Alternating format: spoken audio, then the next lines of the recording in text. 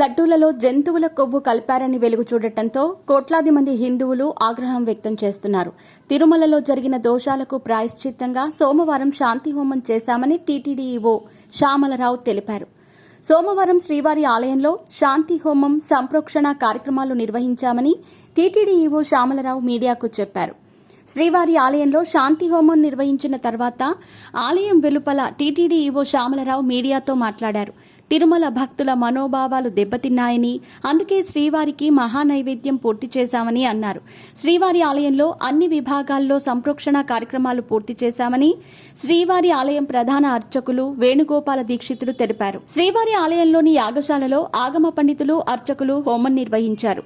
తిరుమల శ్రీవారి లడ్డూ ప్రసాదానికి వినియోగించే నెయ్యిలో కల్తీ కారణంగా శ్రీవారి ఆలయంలో హోమాన్ని నిర్వహించామని, హోమం పూర్తయిన తర్వాత లడ్డూ పోటుతో పాటు ఆలయంలో పంచగవ్యాలతో సంప్రోక్షణ కార్యక్రమాన్ని నిర్వహించామని టీటీడీ ఈవో శ్యామలరావు తెలిపారు. సోమవారం రోహిణి నక్షత్రం శ్రీవారికి ముహూర్త బలం కావడంతో ఉదయం 6 గంటల నుంచి మహాశాంతి హోమం నిర్వహించారు. ముందుగా మహాశాంతి యాగం, వాస్తు హోమం నిర్వహణ జరిగిందని తెలిసింది. చివరిగా పంచగవ్యాలతో అర్చకులు సంప్రోక్షణ నిర్వహించారు. శ్రీవారికి నిర్వహించే ఆర్జిత సేవలకు ఆటంకం కలగకుండా ఒక్కరోజు మాత్రమే యాగం నిర్వహించేలా ఆగమ పండితులు నిర్ణయించారని తెలిసింది. తిరుమల లడ్డూల తయారీకి పవిత్రోత్సవాలకు ముందే నెయ్యి మార్చేశామని టీటీడీ ఈవో శ్యామలరావు తెలిపారు. పవిత్రోత్సవాలకు ముందు నెయ్యి మార్చటం వల్ల అంతకు ముందు జరిగిన దోషాలు పోయాయని టీటీడీ ఈవో శ్యామలరావు అన్నారు.